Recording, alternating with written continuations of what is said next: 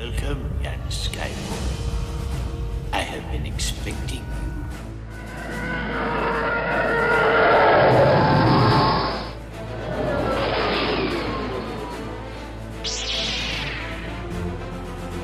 Got a really good feeling about this. Don't get technical with me. As Obi-Wan would say, Q. Now I'm lost. What are you going for? I just thought you were going to say, may the force be with you. What does Obi-Wan say? He says hello there, but we're leaving, so why would I say that? We would be honored if you would join us.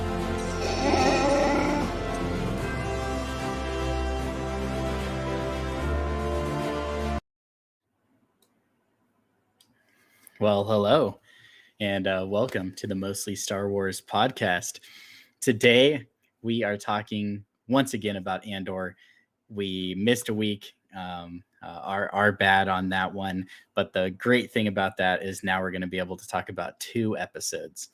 So we're going to be talking about episode 9 and episode 10 of Andor. So yeah, super excited to get into that. But before we do that, introduce you to our regular panel. At the top, we have Andy Serkis. No. to his side, we have crazy Quinton Q. How are you? I'm doing well, thank you. All right. And then below him, we have Tyler, mostly Darth Canuck. How are you? It's good. It's good to be back. I'm excited to get talking about Andor. These last 2 episodes have been really great.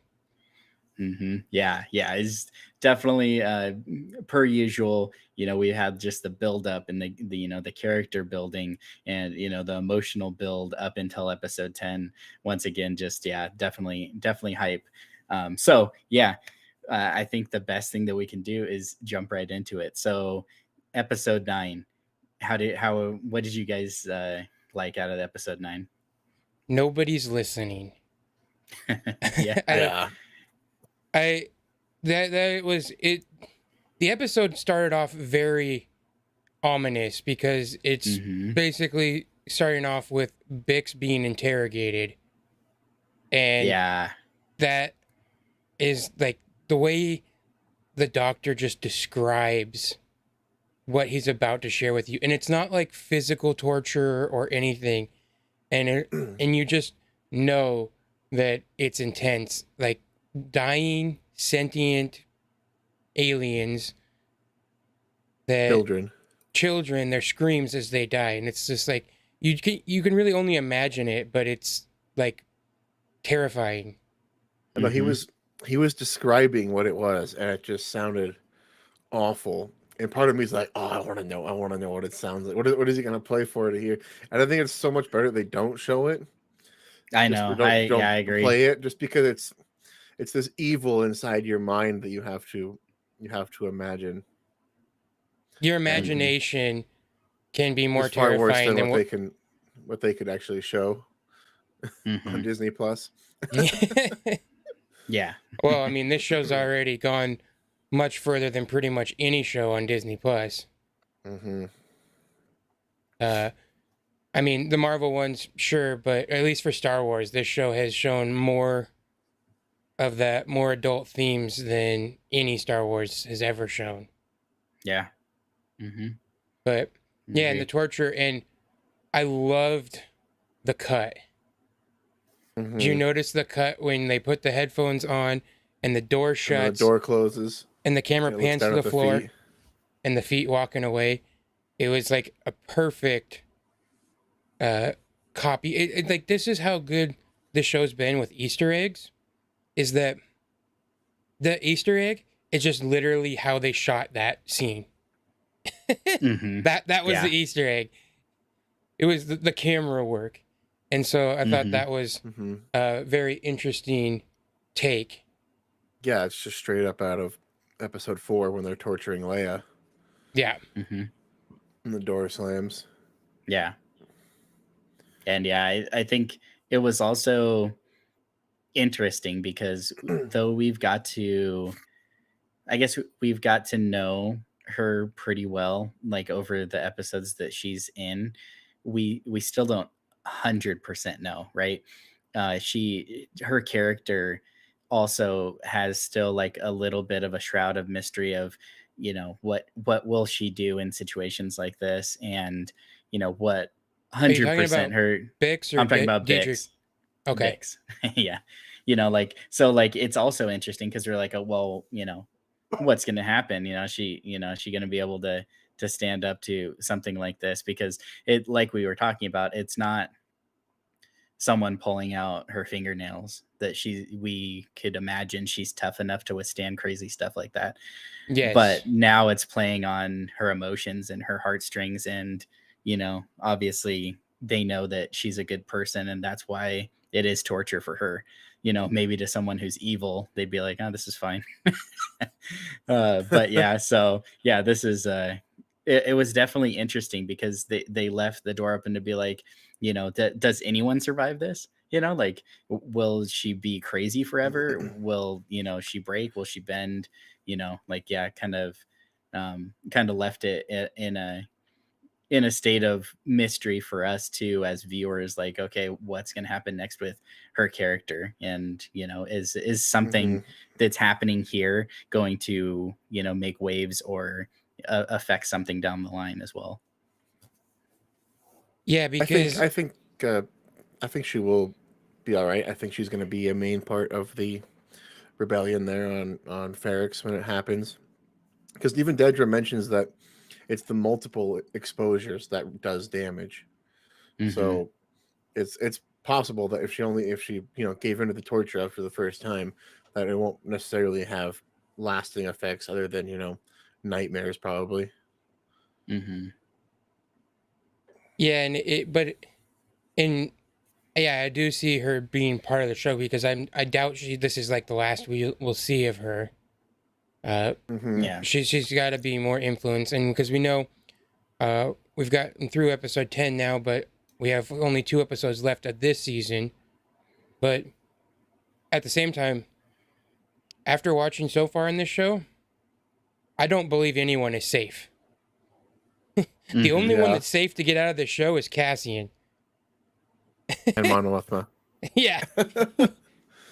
Yeah. Because because you had Nemec and half of that crew, and it just only 3 of them survived that raid. And so, and we're kind of just building this, and this is one of the coolest things, is building as much as you can of the rebellion, and you're seeing the small steps. And I like this episode, Nobody's Listening. It does very well to explain what Luthen was talking about when he said that in the previous episode to Mon Mothma, that we're being choked out so slowly, we're practically forgetting that we're not even noticing it anymore. And so he says he needed the Empire to come down hard because oppression breeds rebellion. And so, and this is what we're at in this episode. You're really seeing that with Cassian learning, like, they doubled everyone's sentences and no one's getting out, basically.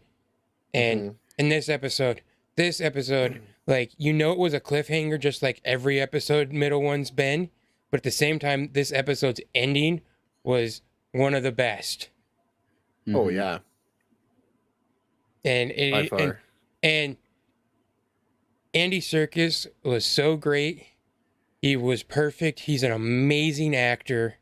You didn't think after episode 8, you didn't think you were gonna like this guy. You're like, this guy's just the guy who believes in the man, and he's the Empire's hand, and you can just see the changes slowly, and that's how good this show has been. You can start to see, because you can see the change is that Kino, you can see in this episode 9, that he is hopeful. He actually believes in the Empire system, and that maybe they're all there for a reason. They all did bad things, and that he's looking forward to getting out. And while he Yeah, treats he's got Cassian 217 shifts left. and he Yeah. treats Cassian like crap because he doesn't want Cassian to get in the way of his getting out or getting punished or anything like that. But then when he's talking to Olaf, he says he's only got 40 shifts left. And you like see him smiling and genuinely happy. And he's like, cheer up, bud. You only got 40 more shifts. You're going to get out. And so he's hopeful and he's nice to him because that's what he's looking forward to. He's thinking that the program is working. And you can kind of see the character more than just the stern shift leader, but he's actually cares about getting out and he believes that this program is working and everything. But then by the end of this episode, you can see the change in what happens to Olaf and what they learn about what happened on level 2. Like, think about that. That they fried an entire level, 100 people, just because they switched one person from one level and just put them on another level, and that word got out. And so they were afraid the word got out, so they fried everyone. And just the immense power that takes, but also I like when we'll talk more about that moment when we get to the next episode, in episode 10, but just with Kino Loy story in particular, that moment when he realizes it and the doctor doesn't want to know his name. He doesn't want to know Olaf's name because he doesn't want to get attached, you know? You don't even care. And then he basically says, well, he's lucky. He's getting out of here. Whether it's in a body bag, he's getting out. And it's going to be a lot easier on him than it will be the rest of everyone. Yeah, his pain and hardship is over. Yeah.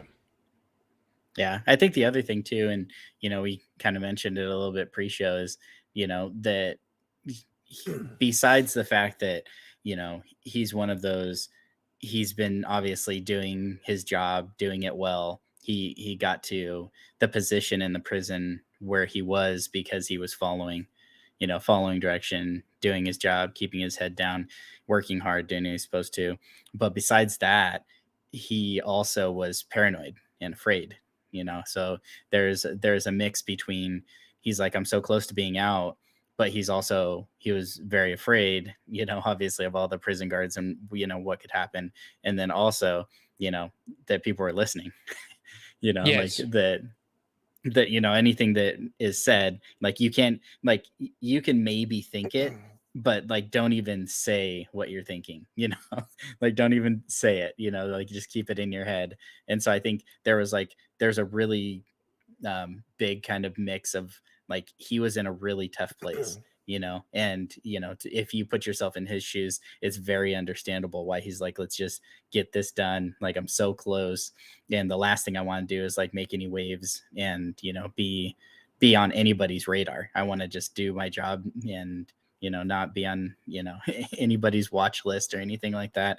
And I think that's why his character arc is so amazing, like, because we've seen him from where he started, and then as he goes through episode 9, you're starting to see a little bit of like a crack in that very hard facade that, like you're saying at the beginning, you almost didn't like him. You're like, man, this guy's a jerk, but you're starting to see like little cracks and fractures and starting to see like who the real Kino is, right? And then obviously once we get into the next episode, we get some huge payoff to that. But throughout this episode 9, there's some amazing conversations between him and Andor, and he's such an amazing actor that he just plays that like perfectly. So I like this Nobody's Listening because it also kind of parallels with what Mon Mothma's doing and her in the Senate, and people are literally just shutting off their all their booths and everything. And so you can see even the Senate, no one's really there, no one's really listening. Because, and that just Sorry, Q. Did No, I was gonna say about that part in the Senate. I felt like this episode released at the perfect time because I really felt a connection between Mon Mothma's speech and the way that Dooku felt about the Republic. Mm. As soon as I saw it, was the instant connection I made was the Empire. What the Empire is doing is literally everything Dooku wanted to fight against. And Yeah. and how unfortunate it was that he had a hand in helping it become what it is, because it's exactly what he wanted to protect people from. Dooku at his core and his heart wanted to protect the citizens of the Republic. Mm-hmm. Then the Empire comes in, and senators are rich and they live on nice plates of Coruscant, while their home planets are just sacked by the Empire for its resources, and nobody cares. And Mon Mothma makes a speech about it. People are just turning off their pods. They don't even care.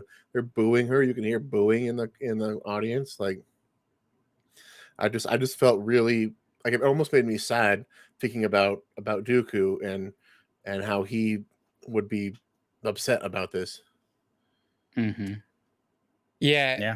That it just shows you the power and manipulation that Palpatine has, and I don't remember who it was, but I read one article, and it made me think like this show. We haven't seen Palpatine at all, but like his presence is felt throughout the show. And this prison is like, something that he wants to enslave everyone, whether they are actually enslaved, mentally enslaved, or just enslaved to their jobs or the work they're doing for him. Like, this is the whole galaxy. You can feel from this show the presence of the Emperor. You don't even see the Emperor in the Senate. He's not even there, but you can just feel the fear of him alone. The people are booing Mon Mothma when she tries to speak of doing good things. Mm-hmm. Yeah. And so you get that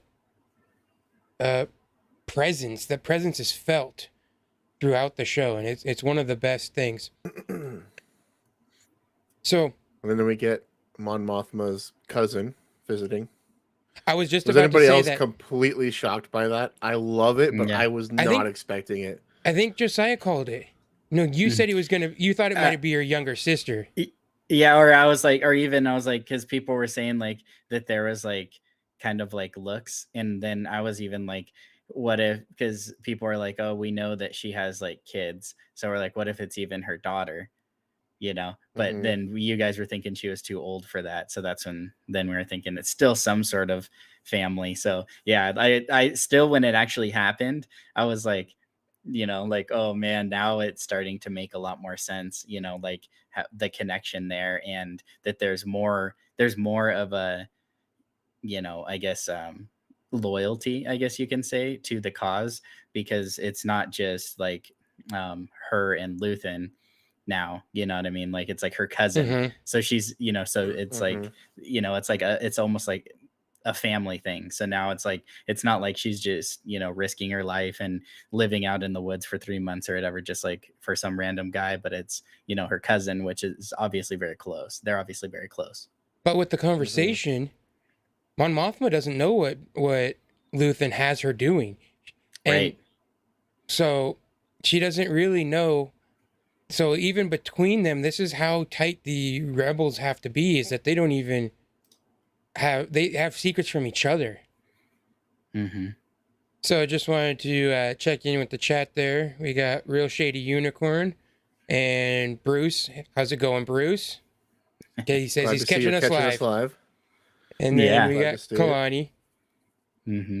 Yeah, big shout out, Real Shady Unicorn. Thanks for jumping in the chat. I know you got a cool game coming up you're going to be streaming, so look forward to that. And yeah, Bruce, he was on with me and Hezekiah earlier. We were streaming some Pokemon Legends of Arceus. So yeah, thanks for jumping in again. You're going to be watching us all day. I loved that scene where Mon Mothma walks up and her daughter's all excited to see her cousin, and got that gift for her, and I Mhm. was just like, I was like mouth drop. I didn't expect it. I didn't see it coming, and I thought it was an awesome connection that they made there. Oh, that just reminded me. I also wanted to say. So the other thing is, remember we were talking about when we saw her and what's the assistant for Luthen at Clea. the show? Yeah. So you have those two. Remember, and they like met up. And we're Mhm. like, dang, like she cleans up good and stuff like that, right? And so, well, maybe I was just thinking that, but I don't want to add all you guys into there. But anyway, so I was thinking that. Well, anyways, the interesting thing is because I was thinking, oh, is this going to be like a Luthen situation where now she's like dressing to, I guess be able to mingle within high society, right? Like maybe she's Mhm. always kind of like a poor rebel, and now she's like trying to play the part. But then as soon as this happened, I'm like, no, that's really her. The other wasn't. Like, this is really her. Like, she is high society. Yeah, yeah, because she's Mhm. from Mon Mothma's family. She's Mhm. high, yeah, like you said, high society, and Mhm. that was like the little snap at her when her and Cinta had the conversation, and she's like, "Who will you be?" And she's like, "Maybe I'll be a rich girl running away from her family." And she's like, "That was low for you." It's basically mocking her. Mhm. Mhm. Yeah, that was. I like that connection, and I'm curious to see where it goes from there. I like that we're getting a lot of Mon Mothma in this show, because I do feel like she's a very important part of the rebellion, and I do want to see more of her. Yeah, for Like, sure. obviously, and even in Rogue One and in Return of the Jedi, she's a leader, and then she becomes Chancellor of the New Republic after it's over. Mhm. So, I mean, obviously, she's an important player in this game, and I'm glad we're getting more background on her in this. Yeah, and I think it's like we've said like a million times of when if you're able to add like backstory, and you're kind of filling in like gaps and pieces and stuff, when it pays off huge, because if you can do that and then make something more meaningful, that's crazy. Like most people would be like, there's no way that you could Hmm. make the original trilogy any better. But then as you get more and more pieces and they're adding to the lore, you're like, wow, now this is way cooler. Oh, like even let's just say Obi-Wan series, like we got to be in Alderaan. So like it's more Yeah, meaningful. Like we were there. We saw the people. We were at a party. We were Hmm. mingling. You know what I mean? Like so like I think all of these and things that if they can do it right, it's amazing. And I think what they've been doing with Mon Mothma is incredible, because now she's not just like this this person who exudes like leadership and greatness, but you don't know why or how. Now you're starting to see like, wow, like everything she had to do to get to where she was, like makes you just like I guess respect that character and that person a whole lot more. And I know that it's going to be wrecking us pretty soon, because that her family is coming to a crossroads. She can't yeah, continue on the way that she is with her family. So no matter what that is, that's going to wreck her. So Hmm. to your point, because in the original trilogy, if you watch it just alone, it's basically like rebels good guys, empire bad guys. But now yeah. you're building on, okay, why you're seeing the oppression that the empire is putting on the people, and Hmm. why there needs to be a rebellion. And Yeah. then but it's also layering in that the rebels aren't exactly perfect people either. And they Hmm. have to do some shady stuff in order to get the rebellion. Like, just think about Hmm. how Luthen, as he was saying, has to get the Empire to crack down. That means that he's having a hand in the Empire hurting more people. Hmm. And just Yeah. from a conscience thing, it might not Mm. But I don't I think. mean, I mean, obviously, that's what you need to get people upset and angry and motivated to do something. But he's also. I don't feel like he's. I mean, I don't know. I guess it's kind of complicated. I don't really want to say he's that's that's the actively point. helping the Empire hurt people, but But that's the point. Exactly what you said. It's kind of complicated. It's a moral gray area, Yeah. mm, and that's the point. Is that, and we'll actually get into it more on episode Yeah. 10 because he has a line literally about this. His speech at the end of that episode was incredible, and it kind of goes along with the themes that we're talking about now, being trapped. But well, it's just man, these series with Andy Serkis and what's his name, Stalin Skarsgård. Skarsgård is an amazing actor, and that speech in 10 was incredible. And man, I'm loving this so much. Everything is just great. I love, like, okay, for one thing I found interesting. One, now we understand why this show, because it was one of the first ones to be announced. Like, when they said we're going to do Star Wars TV on Disney Plus, it was one of the very first ones. And then they were like, we're going to do a backstory on Andor. It was one of the very first ones that was announced. And it wasn't long after Rogue One either, I don't think. And now we're seeing why it's taken so long to come out. Because not only is this the most episodes in one season of a Star Wars show, every episode is pretty much longer than any of them.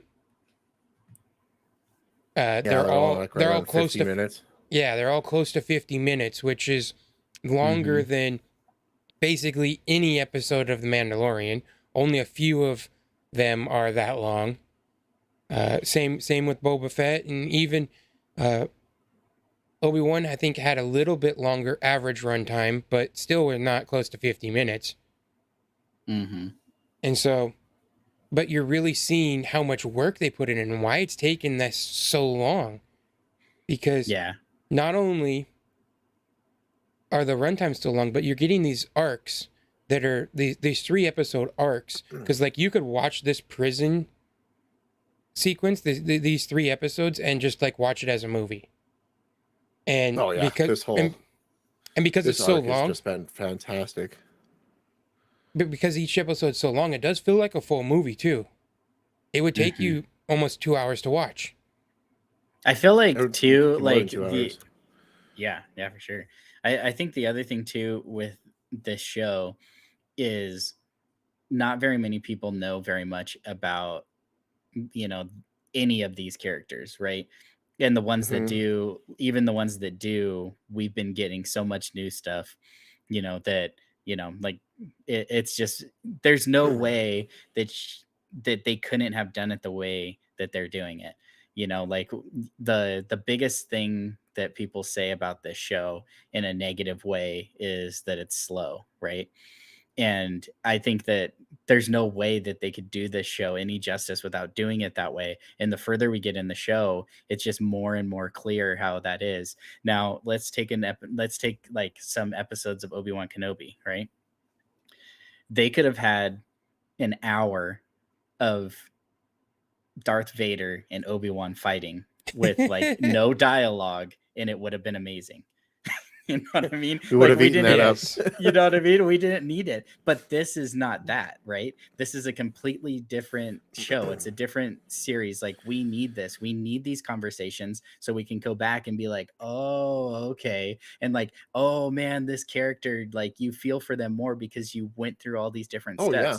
Like, we didn't have to do that with characters we already knew. So like they didn't have to like take so much time explaining stuff. And it's similar even with the Bad Batch, if you want to take it that way too.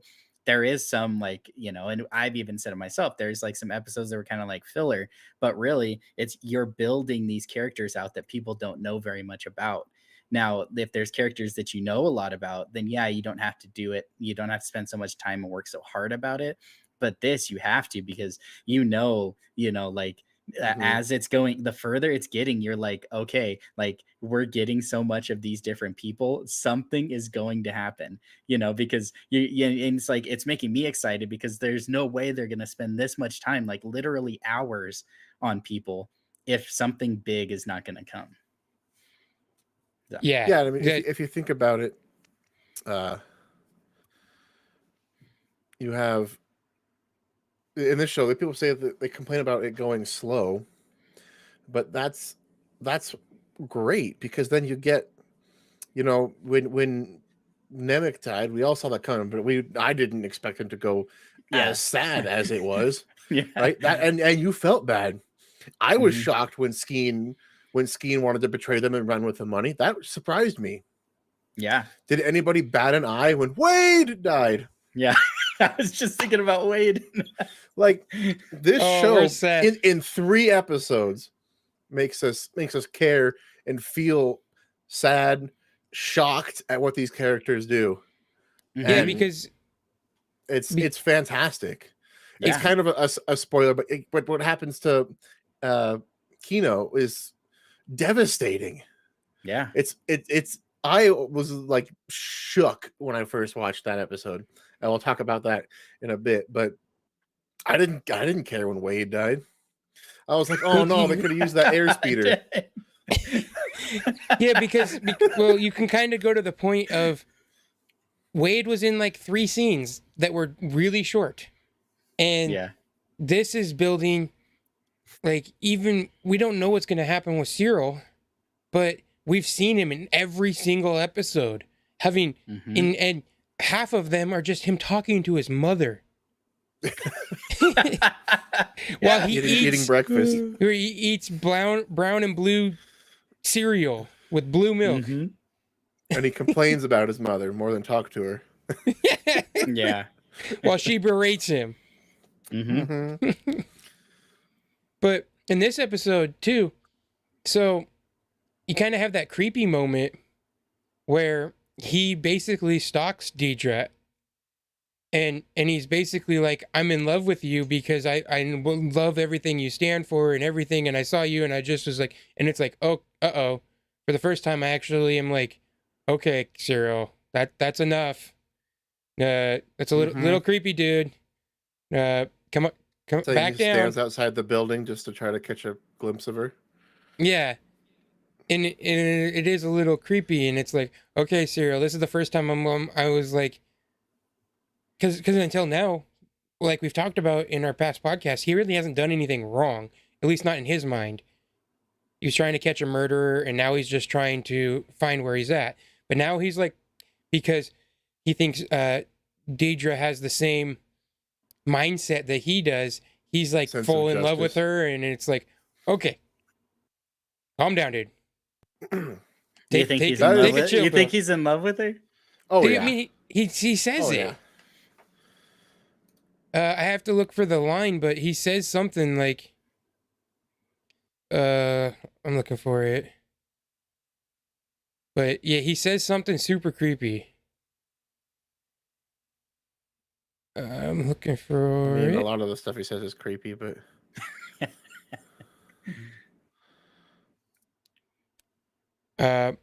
because he initially phases it as trying to thank her for the promotion, and so, but she's like, I didn't have anything to do with that. yeah, and he's like, I was trying to follow up with you on the conversation we had last month, and she goes, that wasn't a conversation. You were brought in for questioning. To him, that was a conversation. And then she says, "Are you stalking me?" And he's like, "I know you work here, and I come sometimes to see if I'll see you." Yeah, creepy. I guess I don't know. I didn't take it that way. Like, for some reason, Josiah's like, oh, it's so romantic, and he's such a nice guy. Not romantic. I literally think that he's obsessed with Cassian. And I think he's like, this is really my only in to continue working on finding him. So a couple lines. That's what I more thought it was. I didn't think that he was like, yeah, attracted to her that way. I thought he Well, was Okay. more here's like, the creepy line Tyler is thinking of. He's Yeah. because he talks about how he thought his life was over and he was alone, he was done, and then he says, "Just being in your presence, I've realized that life is worth living." Yes. Is that not a little creepy? Is yeah, that not that, a little stalkerish, romantic? And this next Not line, romantic, but I will also say, how did he act with our good Scottish friend or whatever he was when then he thought the same way? Like he was like seemed like he was in love with that guy when he was saying, like, this is injustice and you have to do this and whatever. So I kind of felt like it was similar in the way that he's like, whoa, there's another person who views like the world and justice just like me. And so I think I was more thinking of it that way. Like he's like, okay, he basically got screwed in his last situation and now he's like in a horrible job. Then he meets this girl and that seems to be like super serious about whatever justice. And so I was kind of looking at it that way. But yeah, like you guys both saying it, maybe I am wrong. Maybe he just, but that's just I weird though. think- Like if he really likes her, like then why is he like I feel like so it's like a still part- obsessed with Cassian? I feel like it's a Well, bit and of there's- both, honestly. yeah. Oh yeah. Because his next line, I realized that if nothing else, there was justice and beauty in the galaxy if I just kept going. And that, so I believe that like it's a bit of both. His Okay. attraction for her is That Based height on- that she on wears her- on her head. his attractiveness to her is based upon her sense of justice. And he thinks her sense of justice matches up with his sense of justice. Yeah. Yeah. Even Yes. though she just used the screams of dying alien children to torture people. Mhm. Yeah. I assume he Right. doesn't know about that. 'Cause Yeah, he didn't must get not that. know. Yeah, to the extent that she'll go. But then, And, like, she yeah. tries to walk around him, and he grabs her by the arm and moves her back in front of him. Like that is Whoopsies. aggressive stalker territory, and brave. That's a ISB officer. Like she could Yeah, have him she's killed for that. Basically, she said I could have you arrested, but I'm sure she could have much more than just arrested if she wanted to. Well, I guess if he gets arrested and sent to one of those prisons, it pretty much is a death sentence. well, that's what Well, I she guess says. She says, yeah. if you come near me again, or you pursue any of this, I swear I'll have you in a cage on the outer rim. Mhm. Basically, she So, put him in prison yeah. with Cassian. Oh man, Could you imagine that's what happened? He gets sent there and there's no one there. Oh man. But no, yeah, so that actually now me thinking of it, the whole like situation that way, that does make it a little bit more interesting. Like if you look at it that way. Because that now it would be weird for either one of their stories to just end. So it's obviously going to continue. And so now I'm going to be more like hyper attuned to their next interactions together or whatever. But- Yeah. I For sure. can't believe how interested I am in any time Cyril's on screen. Right? Like, can you watch the first episode? You're like, this guy's just a loser, and now you're like, I need more. I need to know what's going on with Cyril. Is he What a eating cereal performance he's- today? Yeah, I'm pretty sure. what a performance his what's his actor's name? I'm pretty Kyle sure Solar. that What a performance he's done in playing that role. Yeah. That role that's almost a nobody in the galaxy, and yet we're every week we want to see some Cyril on our Andor. Cyril eating cereal. Yeah. I think With his Cereal, awesome mother. cereal. I think episode 10 was the first time we didn't see him. He wasn't in the episode. He's only And- credited with 8 episodes, so I think there was another episode we didn't see him either. Okay. Maybe. Maybe like 3 or 4 when they're on. It was probably the Aldani heist one, Yeah, maybe. if I remember right. I don't, Hmm. but yeah, it's interesting because I'm assuming something's gonna happen because I'm almost assuming that the way the show has been going, these last 2 episodes are gonna be big episodes. Like I could see them Yeah. being an over an hour runtime. at least an hour each. I can see that too. So only getting 2 more. I really want them at the same time, man. Oh, because it's only gonna be 2 episodes, so right in the middle, you're gonna be begging for that last episode. I guarantee it. Mhm. After the second to last episode. And so I find You're it gonna be like interesting. Cyril waiting for Deidre to walk outside. Yeah. Like, come on, baby. Quinton's down at the Disney Plus office protesting both at once. Give me more Andor. Yeah. I know they only signed on for 2 seasons, but part of me kind of hopes that with how well this is being received by critics and fans that they decide to do more. I just want so much more of this. Mm-hmm. This is probably my favorite Star Wars show, I'd say. So we kind of discussed it at the beginning, but let's kind of get towards the end of this episode. One, the ISB picks up a pilot part of Andor Krieger's group, which is who Luthen was trying to get Saw to work with, and how they set it up where the pilot just died, and because they were first going to just let it go or something, I can't remember, but then they had the idea of, make it look like an accident and then we'll watch them. But then so that kind of sets up a little bit that we start to see in the next episode.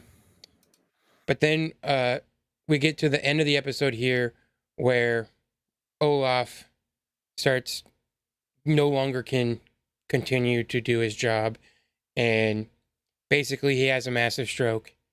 Well, they go on a program and he can't even stand up straight anymore. He's like falling. Yeah. They're basically holding him up. Yeah. But I like that because I really like this prison because it shows that these are all people. Do you like it? Do you want to go there? No. I mean, I like the way the storytelling is happening because, they're all caring for him. All of them are like taking a turn trying to help him. Like he keeps falling and they keep lifting him up, and they're all trying to help him. Well, I think this is the first time you actually see it too. It's the end of the shift.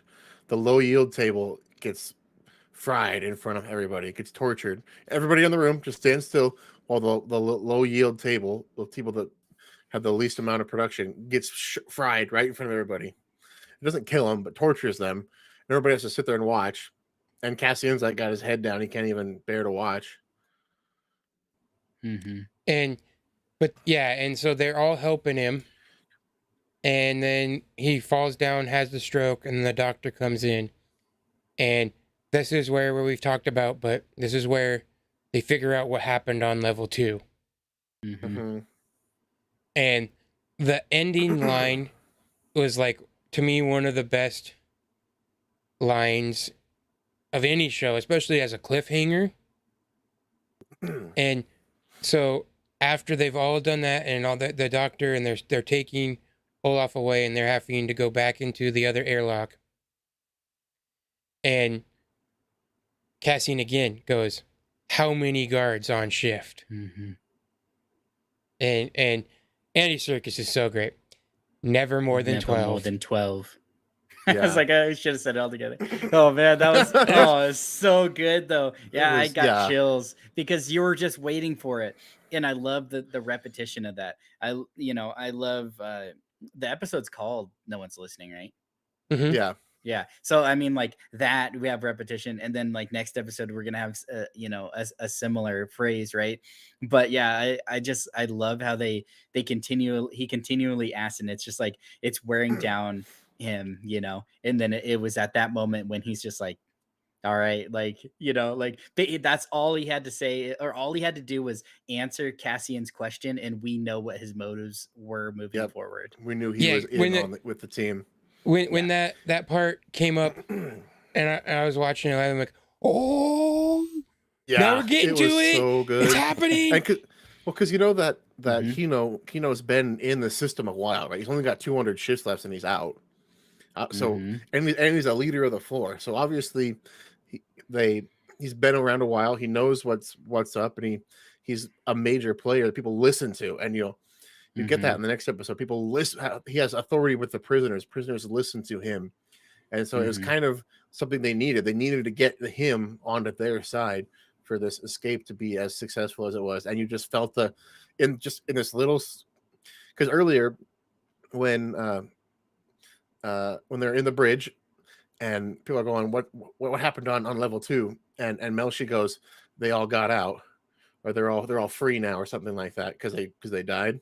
And he turns around and starts punching him. That's, you see a little bit of him losing control, but then you just know that they need him.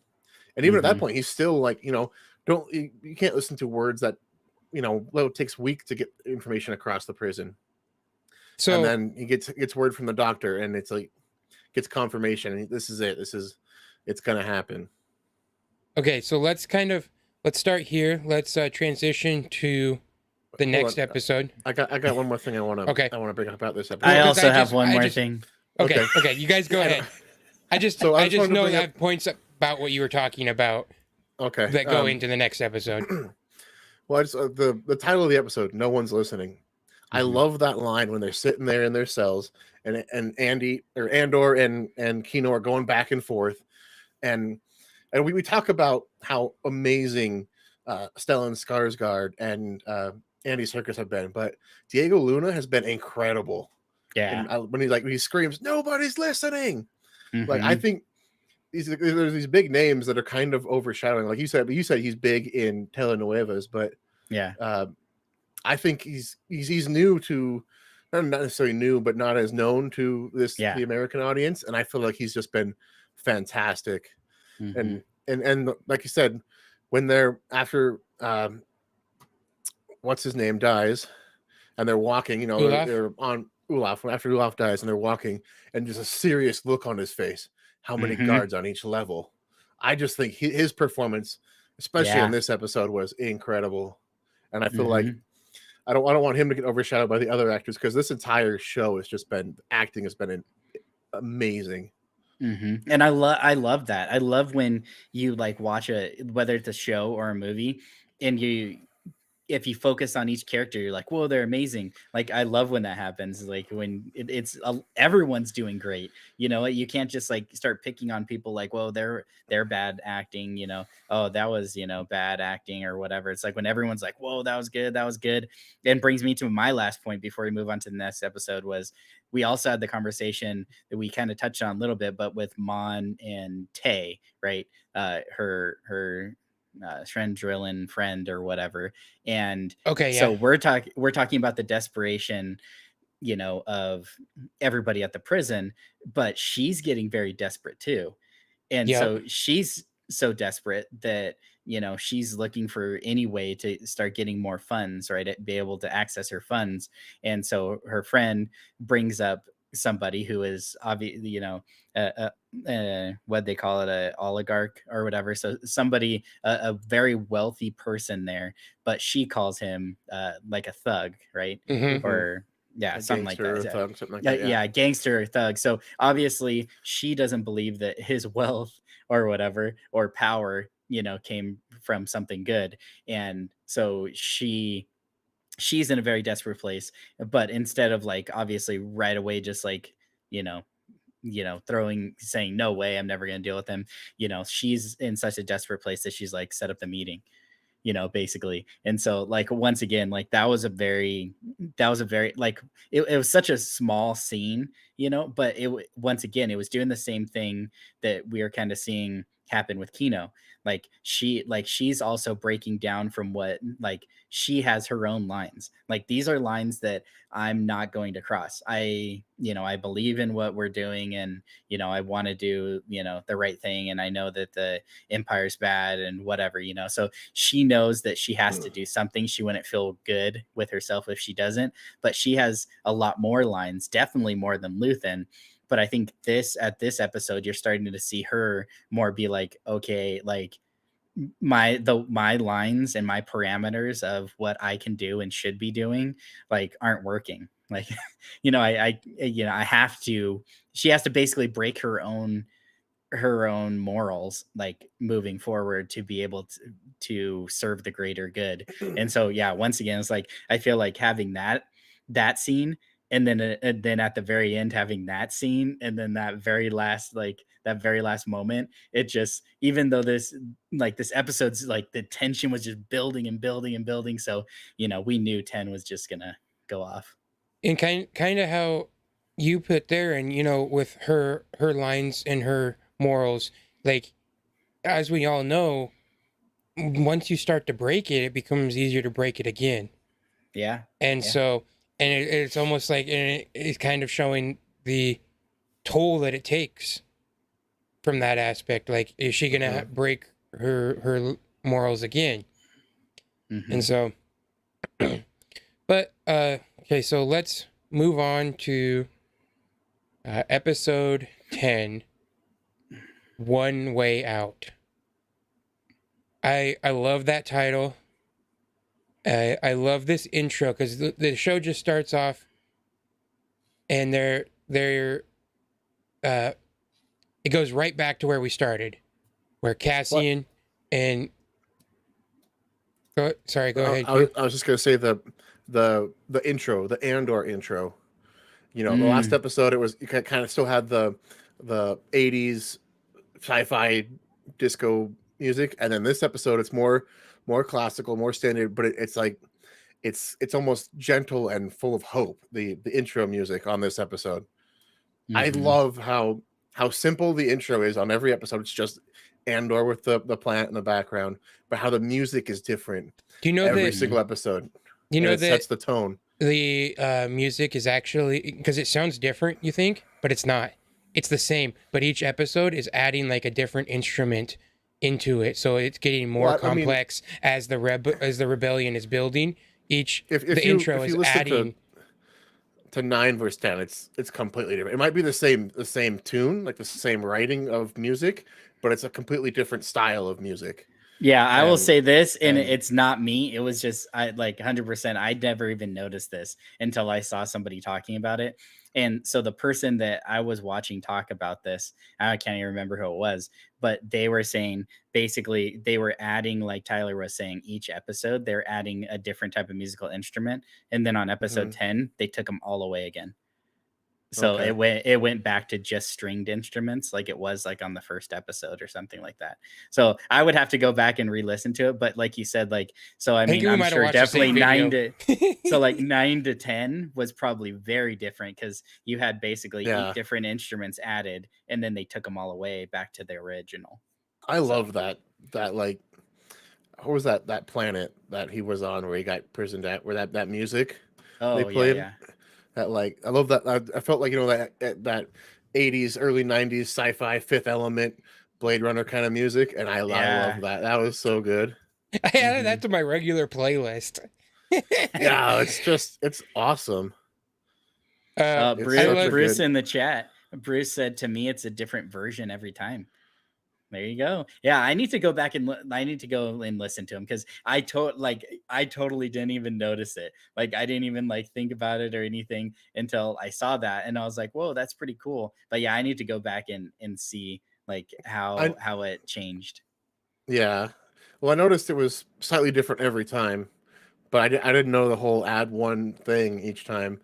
But it's blatantly obvious when you go from 9 to 10 how much different it is, because like you said, it's back to the classical music, and I love it. I love how they're doing that with the music. The music design has been fantastic on pretty much all of the Star Wars TV shows we've gotten. That takes it to a whole nother level, right? Yeah. Doing the music and stuff, because we would get excited and hype when they changed the lights flashing against the droids, we'd be like, oh, it's a different droid, Yeah. But this, they're straight up doing a different song, you know what I mean? That's pretty cool. They really thought through all of this, and that's really cool.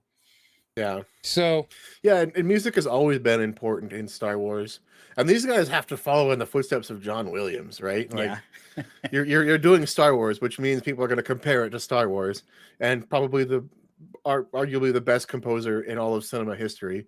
I don't even think there is an argument to that. John Williams is the best of the best there's ever been. Yeah, with all of his Jaws, Jurassic Park, Indiana Jones, across the board, all of it. Harry Potter, he's just everything. And you've got to you got to compare Star Wars to Star Wars, and I feel like they've done a really good job with all the music in all the TV shows, even the ones that are a little more cheesy. Boba Fett, like I loved that. That's great. But I liked how that one was special to the very it's last the very credits end. of the last episode. The Lego Summer Vacation. Yeah, that was great.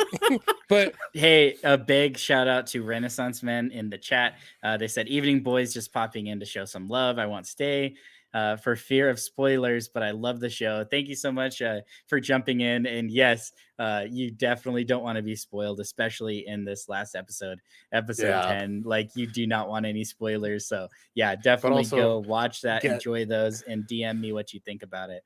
I was gonna say, get on that. You gotta. Oh man. Episode 10 is insane, so good. So the episode starts off, and I like how we just go right back to that position where they were talking, and they're in the airlock right after he said never more than 12. And Kino knows everything that Cassian is telling him, but you can see he's still afraid. That's mostly what it is. And I like what we're seeing here is Cassian becoming that leader. Yeah. That this is really what he is. And so he also sees the talent in Kino and knows that he has to use that for people to respect, the prisoners have respect for Kino. And you can see the look on Andy Serkis's face. I think he's afraid because he has 217 shifts left. And if this is wrong, if people aren't getting sent back, people aren't dying, it's not true. He's betting his freedom in 217 days. 200 days from now he'll be free. He's betting that against the chance of never being free and taking action. Where if they don't succeed, they'll more than likely just kill everybody because they're replaceable, cheaper than droids and easy to replace. Like they said in the last episode. So that's his fear, is that battle of betting his soon to be freedom for it might not actually ever be freedom, and this could be his only chance. And you can see that in his facial expression, the way he's thinking. He's just and like you said, when Cassian's becoming that leader and talking to him he's talking it out to him basically as he's trying to think about what he needs to do going forward. I just want to mention, Bruce, have a good dinner, and this is your timestamp for tomorrow. Yeah. So, have a good one, bro. Basically, you're exactly right. He's talking it out basically, and Cassian's trying to explain to him that we have to do it now because they fried a whole level to keep it quiet, but they know it's just getting out. And what are they going to do? We talked about this everything. He said they fried an entire level. What do you think? He says, what do you call that? And Kino's like, I call that power. And I love this line that Cassian says. Cassian, his line is, power doesn't panic. Power doesn't panic. Yeah, power doesn't panic. Which that's such because he's. I'm gonna use that. I don't even know how, but I'm gonna use it. I'm gonna I'm gonna be like using it I'm gonna use it like at the grocery store somehow. Like, man, it's like an amazing line though. It sounds good saying, and it was like perfect for the moment. And I think the other thing is you guys were all talking about like his emotions and stuff, right? He just does so good because the other thing is his rage. Like, he is angry. He's so mad because you think about everything that we've been saying, like how good basically of a prisoner he was, following orders, on schedule, like doing everything that he's supposed to be doing for these keeping his day shift as one of the best ones. Yeah, like working so hard, right? And then like when it finally goes through to him, and he's finally like, never more than 12. Like from that moment on, like you could also see like he has like unbridled rage, like that he's been doing all of this for nothing. He was basically a dead man walking. You get back into that prison scene where they're all in the cells, And Cassian's trying to tell everyone what happened and what they need to do. But they don't really seem to listen to Cassian. But you can see, and you see that focus on Kino, and you can see that anger that you just talked about. And then he just yells, "No one's getting out." And then he goes on from there. But then everyone listens to him. So Cassian recognizes that people respect him still as their leader. And so even if Cassian is trying to be a leader to Kino, he understands that he needs people who listen to. He needs people to listen to Kino because they do. They're not necessarily going to listen to Cassian. Yep. Or should I say Keith? Yeah. So I kind of wanted to bring this up about the last episode, but it kind of fits for the whole series. Doesn't really matter what episode. But we talked about if you haven't watched or listened to the previous episode podcast, go check that out. We talked about the incredible acting that we're seeing from all of these cast members. It's incredible. But what are they getting this material from? It's the writers. The writers are writing these lines. Power doesn't panic. Like, these guys need some credits for this stuff that they're writing. It's incredible. I mean, we talk about how awesome that line was. Well, that was Diego Luna doing an awesome job acting of fantastic writing. Yeah. The creators of the show has just been been fantastic. That is a good point. Important. Yeah, because it seems like, especially in Star Wars, that they get actors get a lot of hate. Yeah. And for stuff maybe that wasn't written well enough. And it's like, it's not their fault. They just said the line they were given sometimes. But that's a good point here you're making, though, because we need to give credit to the writers and how well they've done in this show. Yeah, the actors are here to elevate the lines on the script, right? But they can only be as good as what they're given. And they've been given fantastic material from the writers on this whole series. I totally agree with that, because, and like Tyler was saying, a lot of times when you hear about the writers and the writing and the script, it's in a negative way. It's in a negative light, negative connotation. Like, this is horrible. Like, why would someone say this? Like, this character's dumb, or whatever, and then it's all on, like, really the writers, or, some people might be like, the actor's bad. But then, when it's really good, a lot of times people aren't like, man, the writing and the script is so good. Yeah, and, they get, when it's really good, actors get the credit. When it's really bad, the writers were doing bad. Yeah, I feel like the writers deserve a shout out here, and what they've done has just been incredible. 100% agree. And in the chat, my good friend Danny Gallagher, thank you so much for joining. I hope you're having a good day. We're talking about now episode 10 of Andor. We're just kind of getting into the beginning of it. So, like some of those lines, again, you talked about just the power that's in them, and the way Cassian is describing it. Basically, he's trying to tell Kino, like, it has to be tomorrow. We have to. There'll never be less guards than tomorrow. They know that they're losing it, and they know that their chance is because they're going to bring in a new guy for Olaf, and that's when they have to do it. That's what he's explaining. Yep. Because we know when they're going to bring in a new guy, we have to do it tomorrow. And so the plan revolves around a new guy coming in, but it also says that he said 5,000 men are about to find out that they're never leaving this place. And talking about how the guards are scared. They said there will never be less guards than tomorrow. As in, they're obviously going to step up that 12, never more than 12. Tomorrow might be the last chance a new guy comes down with only 12 guards up there.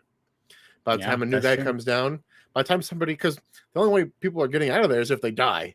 Right. So by the time somebody else dies and a new guy comes down, they might have, 200 guards on the level now, because they're worried about 5,000 men getting out.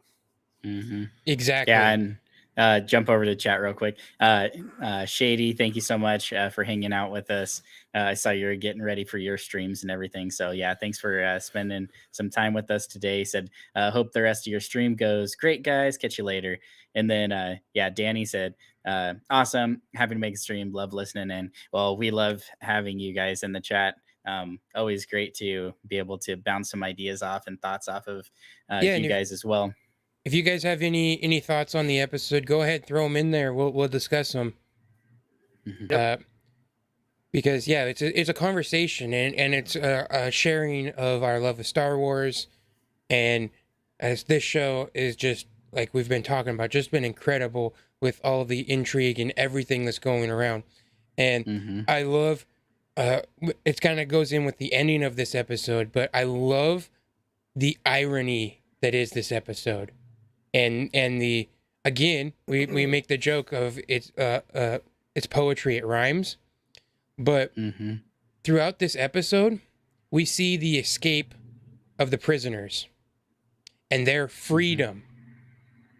At the same time, we see Mon Mothma and Lonnie both perceived to be free, more or less trapped in their situation. And the contrast in there, especially Lonnie, because it goes from the freedom to Lonnie's conversation, which we now realize that he's a rebel spy working for Luthen in the ISB, but he wants to get out because he's afraid for his daughter. Is it daughter? I wasn't sure. I can't remember if it's daughter or son, but yeah, so he wants to get out, but he and Luthen basically says you can't. You can't. You're sorry, it sucks, but you're trapped. At the same time, that happens immediately after we saw the prisoners reach the waters and freedom, and it just how the irony of the contrast that's happening here is just beautiful writing. Being free isn't always free. Exactly. But I love this scene. It was right at the beginning, early on, and it's when Kino and Andor get back into the cell, and everybody's like chitting chatting. What's going on? Everybody's talking, and Cassian's trying to tell him, but everybody's talking over him, and then Kino just in his anger screams, "No one is getting out." You see the emotion on his face. Look, he's staring at the wall. He's not even looking at them, and you can see the emotion on his face. And then it just goes dead silent in the room. And I love the ominous deep bass music that is playing as he steps forward in his cell and he begins to talk to them. But that's exactly like when Cassian, we talked about when Cassian was talking, everybody was talking over him, trying to figure out whatever. But as soon as Kino screams and then he steps forward and talks, everybody goes silent just to listen to what Kino has to say. Yeah, and it goes back to my point of Cassian knowing that they need Kino to lead.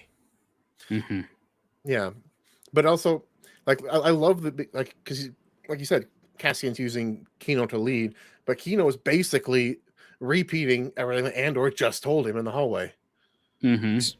So especially when he gets to the speech.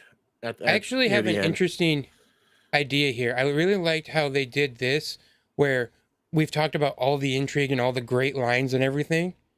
I really like how the writing, how they didn't overcomplicate the escape. How it wasn't like we weren't watching Ocean's 11 when the escape. It wasn't over the top and almost ridiculous. It was like a straightforward storm the escape. Guards, yeah, basically. Them. Yeah. And do a little bit of sabotage to the lift and flood the floor. Yeah. And you know what? I think that they're onto something with that, because just as shocking as the eye was, the heist was, right? That we're like, what the heck? Like they didn't take all the money. Money was scattered. Bunch of money was left. Money was scattered out on the floor. Everybody died. Yeah. almost, like, and it was just like, it was shocking because you don't usually expect that from a show. You don't expect like mass casualties, unsuccessful missions after so much work and build up to it. And I love that. And I think it's the same way with the escape. It's clunky. They're grabbing, random like pieces of metal and the tools that they used and stuff, and they're just like throwing it, and they're not even like, Mhm. they're missing them. you know they're That just like they're throwing random stuff and they're missing, and like, people are dying, like getting shot and everything. And so yeah, it's like it was like, yeah, it kind of reminded me of the heist, and the fact that it was like, this is real, that like if this really were to happen, that probably is very realistic. Mm-hmm. I like that idea because even Kino says like, if you're never getting out, then you're pretty much already dead. So he's Mhm. basically, he just says, I'm going to assume I'm dead, and we'll go from there. And Yeah, that line was and so even crazy. That so was and even great. Cassian, one of the characters, at his table is getting nervous and everything, and he's like, I'm gonna die, or I'm already dead. Yeah, he I'm just dead. keeps whispering it to himself. I'm dead. And Cassian goes, don't die until you fight, Mhm. or something like that. Yeah. Like, don't get yourself killed before you can fight. Because at the very least, like you said, obviously it was a messy escape. People were Mhm. going to die. I mean, that's the only way. Whoever's in the front of the stampede is going to get shot. Mhm. And so some of those sacrifices have to be made in order for everyone to do. But that's why Kino's speech, when they break in and they get on the comm, and he was like, help everyone. This is about everyone. Help your Mhm. brother. Mhm. Help carry them if you have to, get If they're everyone. confused or if they're hurt, get them out. Yes. Yeah. Yeah. That speech, man, it was so good. And Mhm. I love how it was like almost no time between the end of that speech to the "I can't swim" line, because he was literally just went from everybody help everyone. We're in this together. We're a team. Demonstrating his leadership and the trust that everybody has in him. Saying, make sure everybody gets out, and then he can't get out because he can't swim. I remember when I watching that, and I was just like, it made me want to cry. I was Did so it heartbroken. was it almost You even went worse when in they 3 don't show episodes. him? When it's like, Yeah. that was it, and that's the last you seen him. You don't know. Mhm. Did That's he so get much worse captured than and not taken knowing. back into the prison? Like, that's almost worse than him just drowning. Honestly, I feel like Mhm. for him as a person, it would be worse if he got captured Uh-huh. and Yeah. Especially being after, taken back. he told his name over the loudspeaker. Like, everybody knows it was him. As far Yep. as the guards know, he's the one leading the charge, right? Mhm. And it's just, you go from not liking him in episode 7 or episode 8 and not really caring for him to Yep. being absolutely destroyed when you don't know for certain that he got out or not. Like, 3 episodes. It makes It it was worse, incredible. honestly. But it Yeah. also, from a story perspective, it makes it like, because you feel more for the character, it makes it more impactful. And again, Mhm. this is another death that Cassian is enduring in his fight to becoming what the rebel that he is, and realizing the sacrifices it takes. You've seen like Nemec sacrificing himself, Mhm. and now Mhm. you've seen Kino sacrificing himself. And so these are more important deaths of people who have had a big impact on Cassian's life. And so you can see, Mhm. and it's, again, like poetry, it rhymes. Cassian makes the same sacrifice later on in his life in Rogue One. Mhm. Yeah.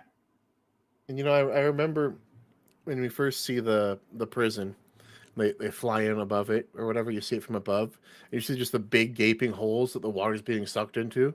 And my first thought was, well, even if you jumped, you just get sucked straight into one of those vortexes and you wouldn't get out, right? But then you think about it, they shut down the power. They didn't just turn it off. They stopped the water from Yeah. being pulled in there so that they could safely swim away. I love Mhm. that point. That was a great addition to the heist. That was I thought it was awesome. Yeah, in the chat, Kaloni says, the I can't swim broke my heart. And then she said, do you think that we'll ever get an answer, or is it open-ended? I think it's definitely going to be open-ended for now. I don't think we'll get an answer in the next 2 episodes. I wouldn't be surprised if they tried to tie this to Snoke somehow. No, he's not Snoke. I mean, come on, it's Andy Serkis. I know, but I don't want to see that. Because are you saying because he's like Caesar? Well, yeah. The apes? well, no, but Andy Serkis is the voice of Snoke. Yeah. And so, and the facial capture for the acting. Yeah, the motion capture. And so, and that's what I've seen lots of articles of Andy Serkis saying, yes, he was nervous about doing this because he knew people would try to connect, whether it's an origin story for Snoke or something like that. And we know Snoke's a failed clone. It's not, there's no. Yeah, but where'd they get him? What if they captured him and tortured him because he couldn't swim? This random guy from a prison? But he was a leader that people listen to. He had qualities that people listen to. Not 50, I don't. 5,000. Everyone escaped. I don't like the. I'm choosing not to believe he's connected to Snoke in any way. That's not unless it's until it's said otherwise. I'm not going to believe that that's a connection. That's there. fair. Yeah, that's fair. And I think the only reason why it is a possibility is because they said it absolutely is not. That makes me think that it is. Like if they would have just like nobody would have said anything, there's no like direct quotes or anything, then I kind of just be like, yeah, probably not, whatever. But I mean, since that they like specifically like people went on record saying nope, no connection whatsoever, don't even think about it, then I'm kind of like, I mean, they knew this was going to become a thing because like when I watched that first episode and he goes, my name's Kino Loy, and I'm like, no, it's not, it's Snoke. Yeah, because maybe they're not even necessarily using him for anything, of the person he is. He just ends up, being cloned, at some point. It's possible. I was watching a video about it. I can't remember if it was Star Wars Explained or maybe it was Generation Tech or something, one of those, but talking about what happened, and they said their thought was if we get more from him, it'll probably either be backstory, and it'll probably come in the form of like books or comics or something. If we get anything for the forward, I would love to see him as part of the rebellion in like a comic or something, but I don't follow comics enough that I think I'd even know if it happened. But if I hear about him in a comic, I'm gonna be checking it out for sure. I think the other thing to think about is like what I can't remember which one of you mentioned it, but I think maybe it was Tyler. You said we probably won't see him in the next 2 episodes, but what if maybe next season? Like, what if he just like randomly pops up, like he survived somehow, like, oh yeah, these people like helped me get to shore or something, well, like that'd be pretty cool to see him come back. My I don't know. hope I is feel like the impact Cassian is much didn't more. jump, right? Cassian didn't jump, right? He got pushed out by the big rush of people. So hopefully Kino got pushed out too. And somehow he makes it to shore, he just floats to shore or something.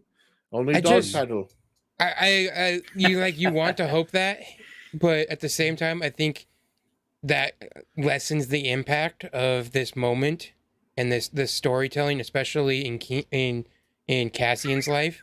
At the very least, I would hope that Cassian would believe or know that or think that he's either dead or being tortured forever, because it makes a sacrifice. It makes the sacrifice, especially as a but not if he doesn't know factor. He's dead.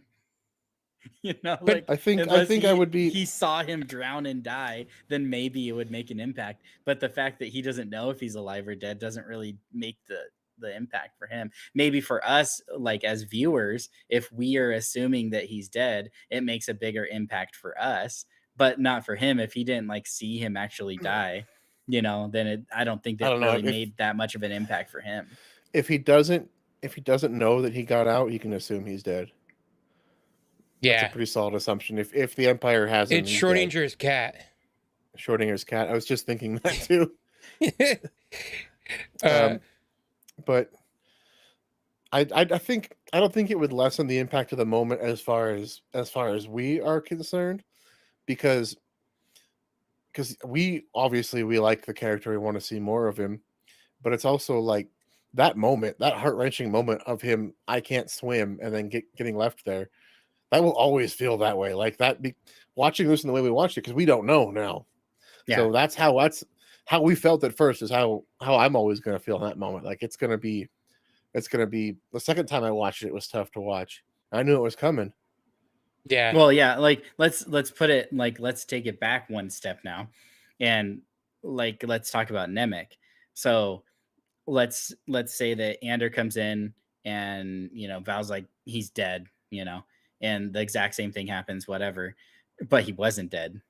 Like I don't think that later it's gonna change him, like like, oh man, he Yeah. he didn't die, so I don't think that what Well, he did. Yeah, I guess your matter. moment And this is in kind the of different, because moment. I feel like all of us, after watching the first episode with Nemec, were like, he's gonna die.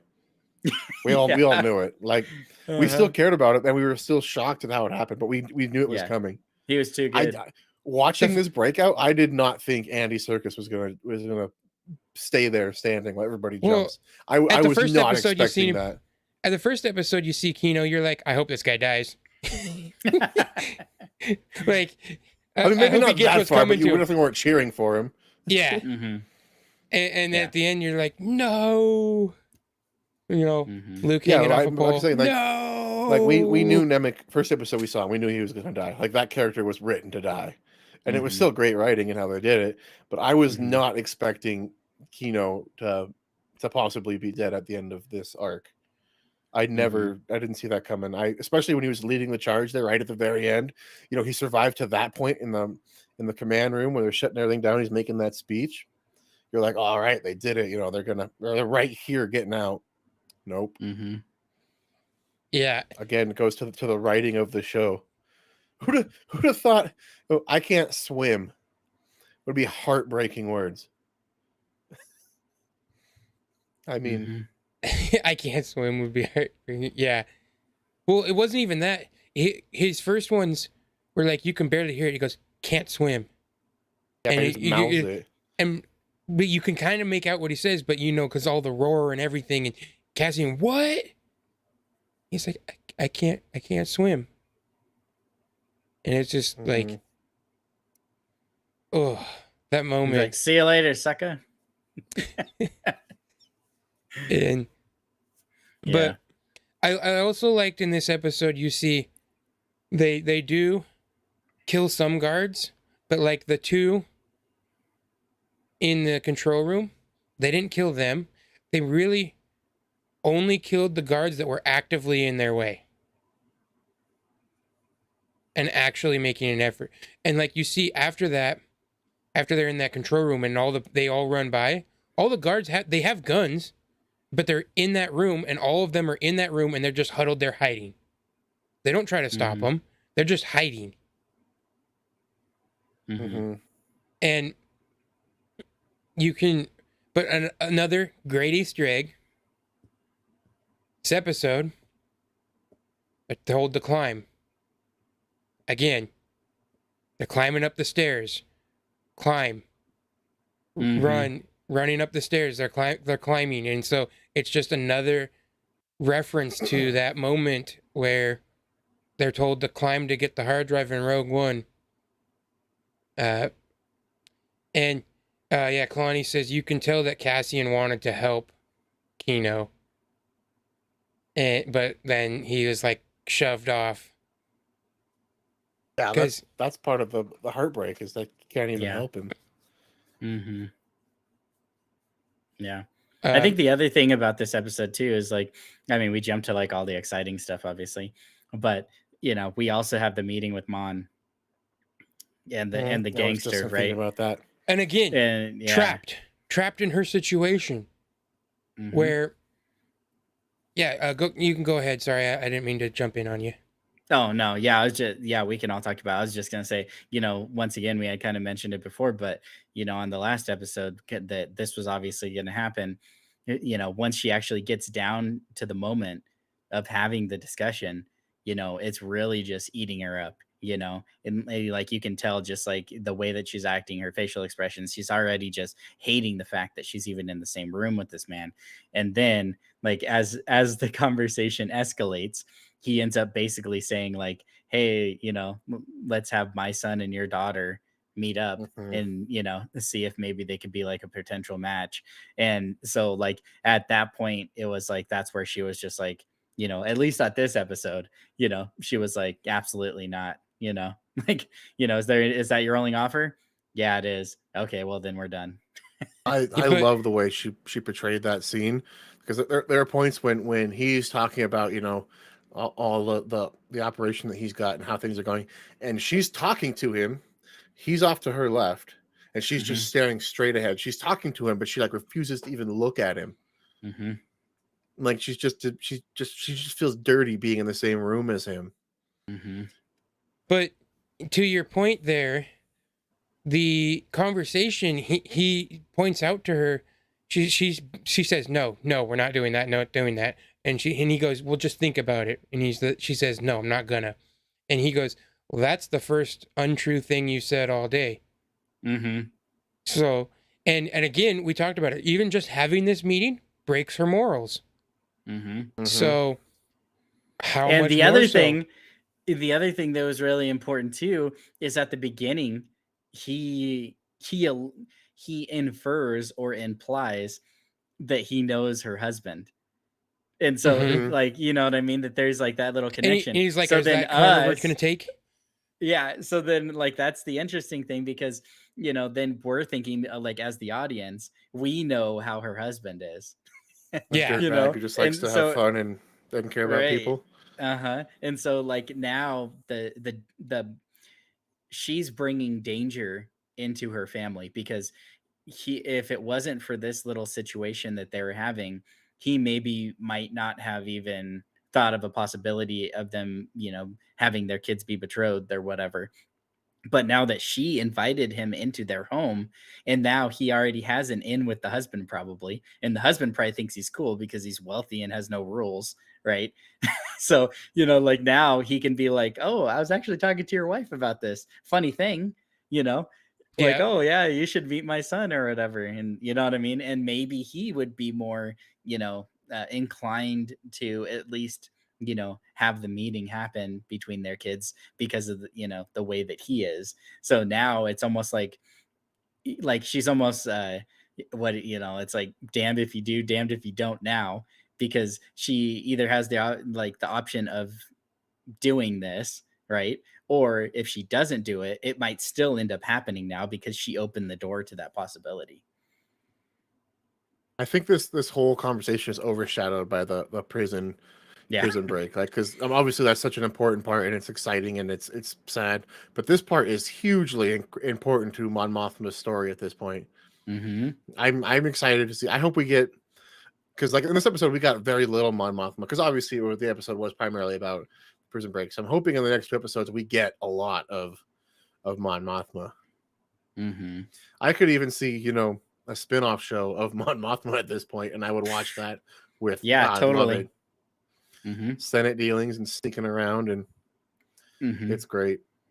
Yeah, I think like now that they've done something like this, because I feel like this is like a legit spin-off, right? Where like some of the other shows that we've seen are, either, like I think it's like kind of like The Mandalorian too. It's like a legit spin-off. It's not like seeing characters that we already know well more. It's like kind of like completely out of the way of anything you've really known before. And I think the more that they're kind of going away from the Skywalkers, the more that you can kind of see like how big the galaxy is, the Star Wars galaxy is, the universe is, and how far off you can go. It kind of reminds me of like, if you think of like Star Trek, right? And then they have like Deep Space Nine. It's like the whole series is based out of like, a bar, just like randomly in Star Trek, right? And so like I think that's really cool that they're slowly kind of doing this stuff, because it's opening the doors to more stuff like this. It doesn't have to be super crazy and epic. You can just give us little stuff here and there, like, oh, take my good luck charm necklace that's a kyber crystal, you know, and then we're like, Yeah. oh man, it's Star Wars, you know. But you know, like it's still like the stories are amazing, like you're saying, like, you know, the inner conflict of like the family, and then you have like politics thrown into there, and then you have like big money and gangsters, and you know, like all this stuff Yeah. is just like the intrigue of it is really awesome. And you have like stuff like, you know, now you're throwing in it, you know, spies, you know, and Mhm. espionage and all Oh, this type yeah. of stuff. It's like, man, it's like it's giving you so many different things. And I think, like we had talked about, the Prison Break like overshadows so much, you know, besides this really big moment for Mon Mothma and her whole family and her life, really. We also Mhm. have at the end Luthen. So whenever we want to talk about that, that also just like blows the doors off of anything. And then if we're talking about like writing and script, like that, you know, that monologue, that soliloquy that he gives at the very end is just like, it's I incredible. I actually have that pulled up, and that's kind of Yeah. where I wanted to talk next. Well, I just wanted to build on Josiah's point there, in that, I mean, we obviously we loved The Mandalorian. We love those shows, and we loved, you know, we got to see Bo-Katan in live action, and we got to see Ahsoka. We loved those moments, but I love that this show is going. Look, here's two characters. Cassian and Mon Mothma are the only two established characters that we knew anything about going into this show. Mhm. And then look at all these characters we built the show around that everybody loves. So Yeah. you can do that. It show you can do that with Star Wars. You can take one little known thing, build characters around it, and absolutely hit it out of the park with how good it is. And it gives us more to learn about. You know, we don't have to just continue to learn about established characters. I mean, Mhm. I'm totally excited for the Ahsoka show and Sabine Wren and possibly Ezra being in there. But I love that we're getting this, and shows you can do both.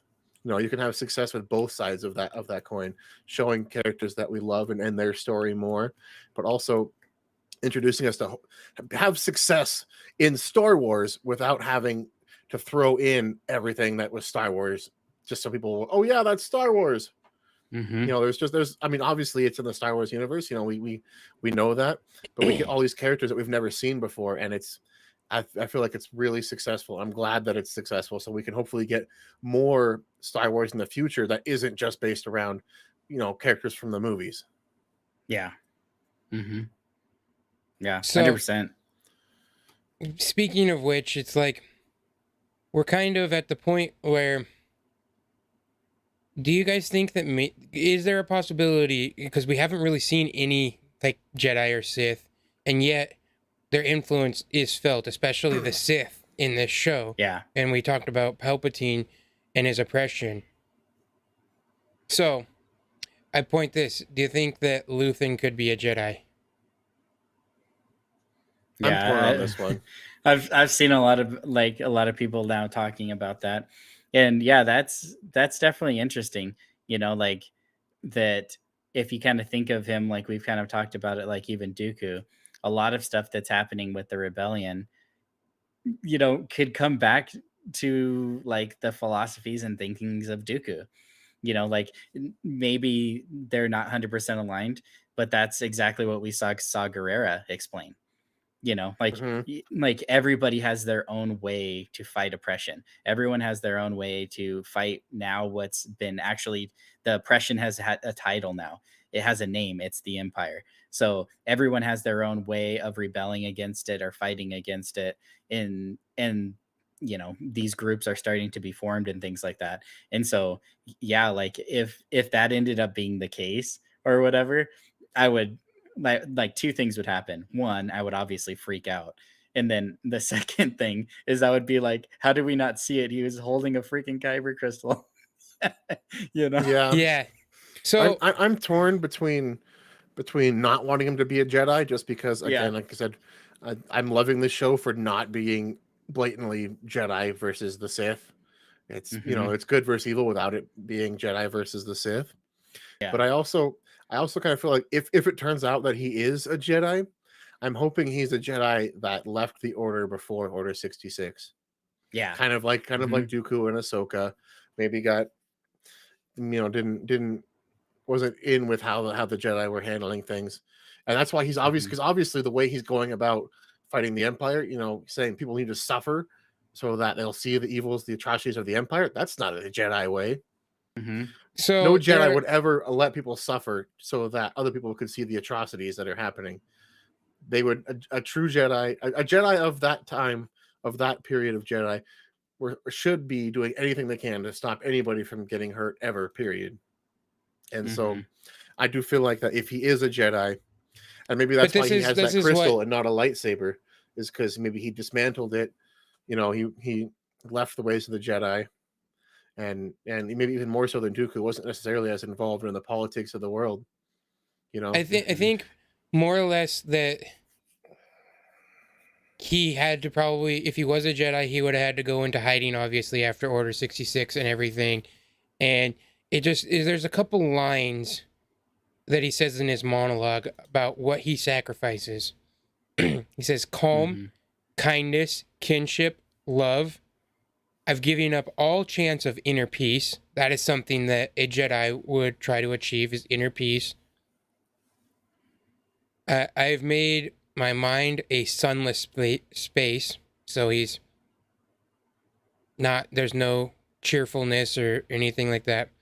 And this next line, I share my dreams with ghosts.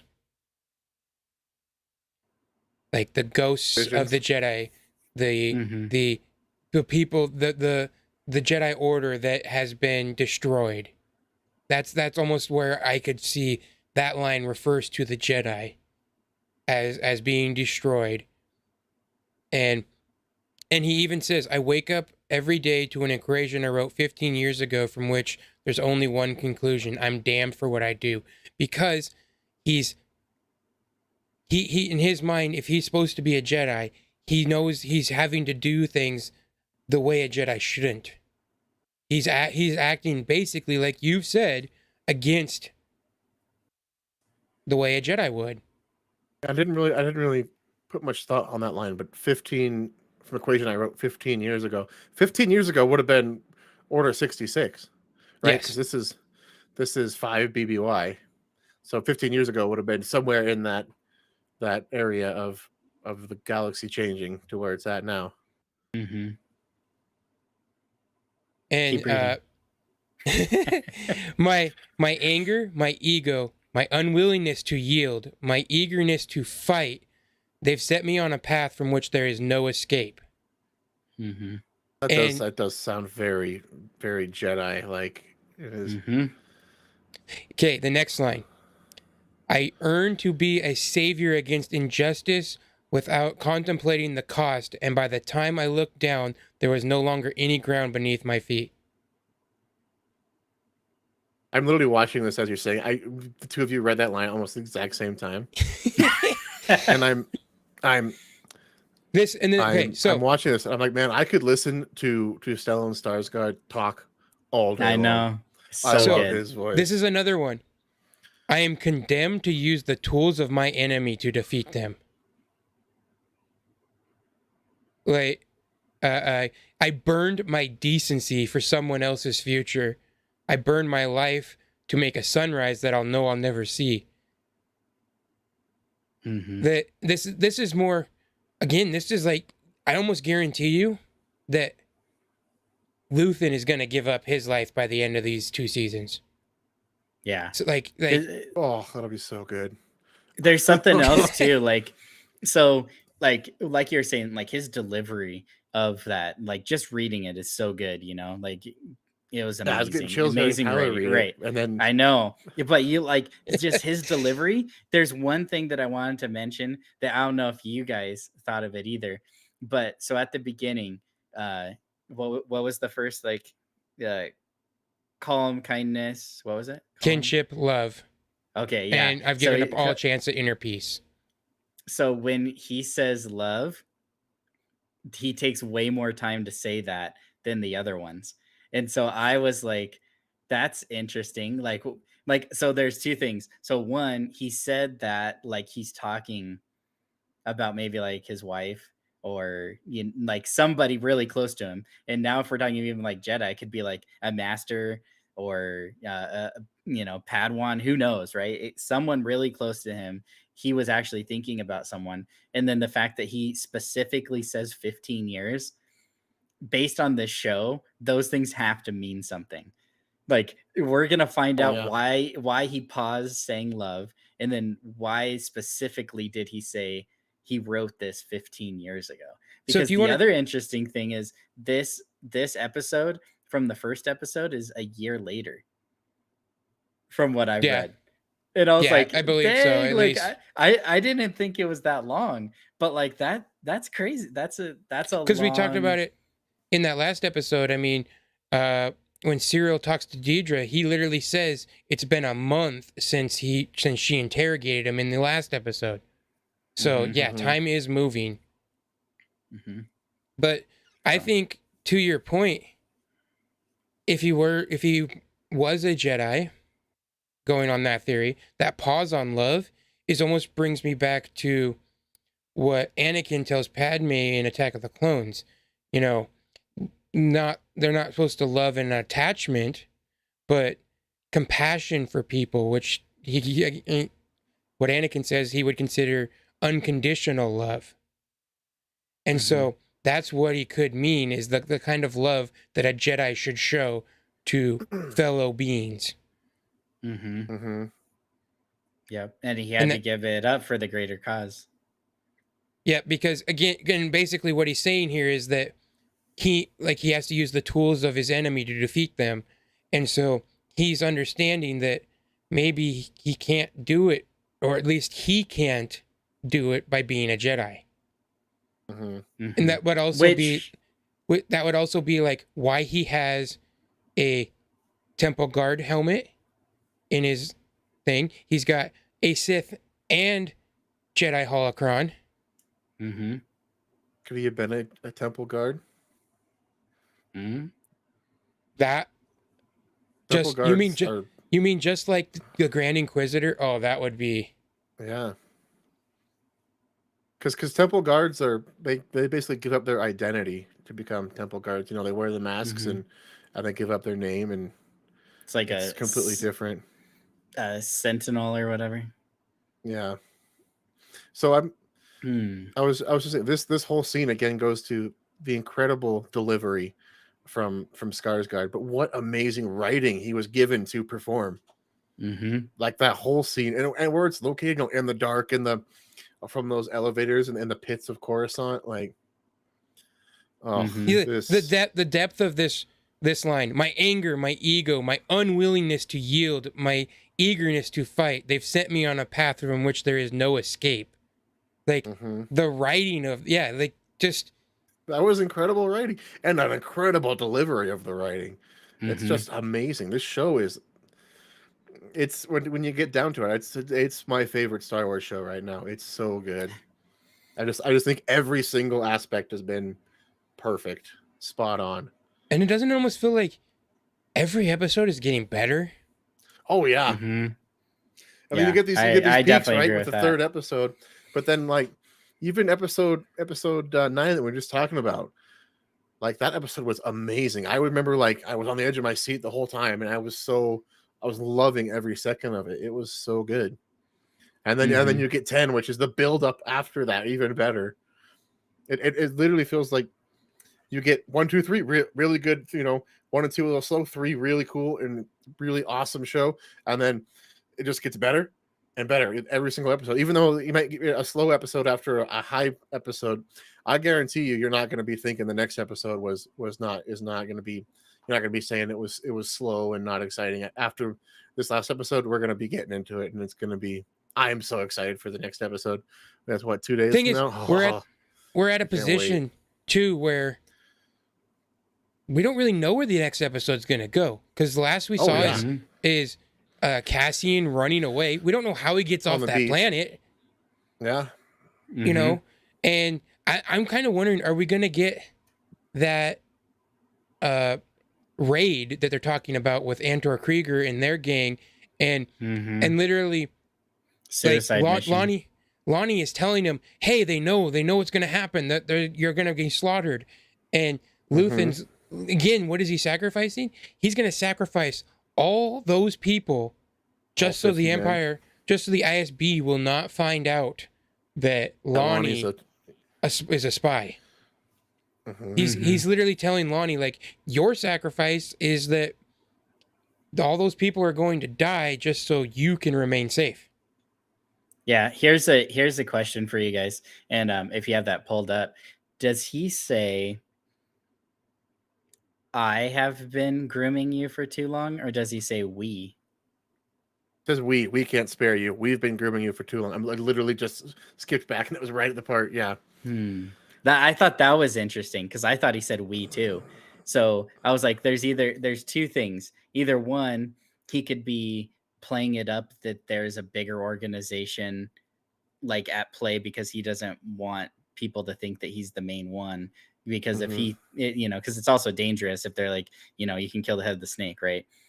Or I was like, is there bigger, and he's just been hiding it from all the viewers, like if there is other people involved, because I was like, is he, because Mon Mothma I highly doubt is involved in this, so who does he mean by we? Right. Yeah, that's great. Him and Clea. Yeah. But then This is that he's because Clea knows Luthen- about him, because she even says, "I'll go." Yeah, She- you shouldn't go or whatever.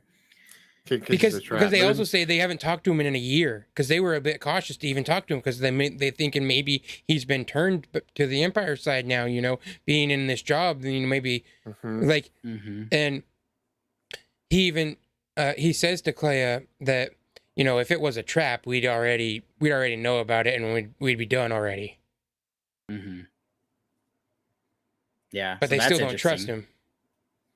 Yeah, so we could find more about that. The other huge question from the very beginning of the show is Cassian's sister. It's like they haven't said anything. Some of these we're not getting answers for this season. There's too much. Well, I kind of wonder. In the speech to Lonnie, he says, "Your career has profited greatly from information I've given you. Information that cost me dearly." So obviously he's fed him information that has probably got people killed. That way Lonnie's career can develop inside the ISB. And I like that they didn't turn an ISB officer. There wasn't an ISB officer who's like, "Oh, this stuff looks like the Empire's doing bad stuff. Maybe I should seek out help." No, they implanted him in the bottom and made him work his way up. Yeah, Luthen says, "We took vows." Yeah, and then he talks about he's talking about he said again, we need heroes like you, Lonnie. That's that's right. As trying to build him up, trying to give him that hope that Lonnie's in this sacrifice that he's doing as being a hero to people. Doesn't that line kind of remind you of the beginning of Rogue One, when they come to get Galen and they're like, to be slaves, and he goes, to be heroes of the Empire. Oh man. So yeah, this whole I would be curious to see if the show continues to go with that raid on Spellhouse, and if you maybe Luthen, because this raid is only being done by Anton Krieger and his group, but he was trying to get Saw to help. So maybe if he can get Saw to help with that, maybe he sends Cassian. Somehow he gets back in contact. They find Cassian. Maybe he sends Cassian to convince Saw to help with it somehow. I don't think that, because I don't think Cassian's going to have much contact with Saw, just because if they work together a lot, then obviously Cassian could have been the in that they needed in Rogue One instead of needing That's true. Jin.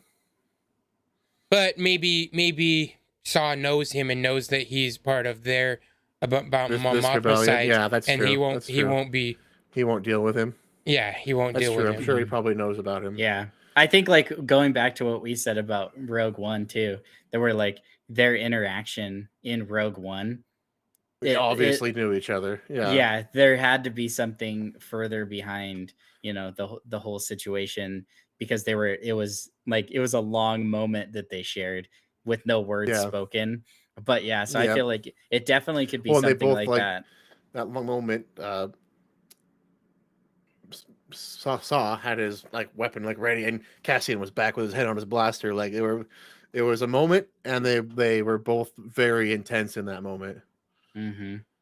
Yeah. So yeah, But there was maybe they will get more here. An intense respect, I would say.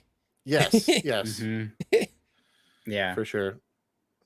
So yeah, because yeah, like this, we're at a point where Maybe he goes to Saw and he goes, Saw, the Empire knows of this attack, they need help, and then because Saw joins, a larger force, because doesn't he go to Saw because he wants Saw to run air support, yeah, right? Because Saw had the X-wings, and so what's his name, Krieger, he must, he's only got the ground force, and obviously you're gonna get wiped out when the TIEs roll in. We saw how terrifying those were in the previous episodes. So maybe if the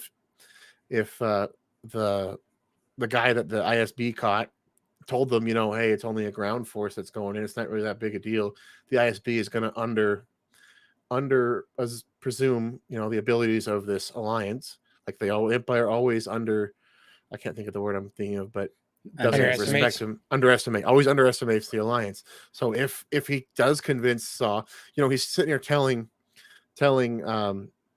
Lonnie that we're just going to let it happen, that way the ISB doesn't become suspicious.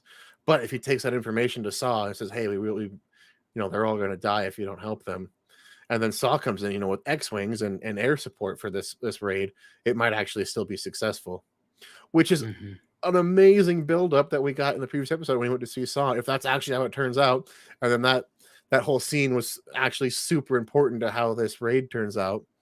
Oh man, now I'm excited. I mean, I wasn't excited before, but I do. That's a lot of speculation, but at the same time, unlike when we went after episode 6, there was some, you're like, okay, they got their money, they're gonna do something. You kind of felt like there was some kind of, you could at least somewhat guess of where it was gonna go next.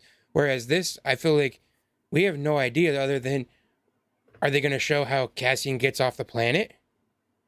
Because I could totally see, like, this planet is an Imperial planet, a prison planet, basically. So is he gonna have to steal a ship somehow to escape? Yeah, but it's not hard to steal ships from the Empire. And it's him and Melshi too. So because you saw them both escaping together. Yeah, and we knew they were going to be together. And how is he going to play into this? Because we know he's there in Rogue One with Cassian. So I almost assume that we're going to see him with Cassian for most of the show. There's no reason to believe that they would leave and join up later. What makes the most sense is that they would, obviously decide together that they want to be part of the rebellion. Well, yeah, and obviously Melshi has a deep enough respect for Cassian that when Cassian goes, look, it's a suicide mission, we're all going to die, but I need a crew to come with me and do this. You don't just do that because you heard Cassian was part of the rebellion. Obviously there's a deeper history there, probably with that entire group that went there. Make 10 men feel like 100. But so obviously I'm excited to see the relationship between Melshi and him grow in the next couple episodes as well. I will say that this episode and this show, all of season 2, this show has been such an impact that my parents were watching the show, and even my dad's like, okay, and he rewatched Rogue One again.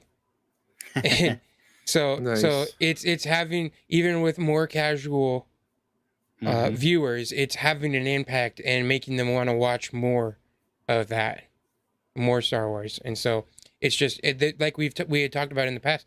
I think this show is really growing, and I think it's almost growing more fans that are our age that maybe weren't Star Wars fans.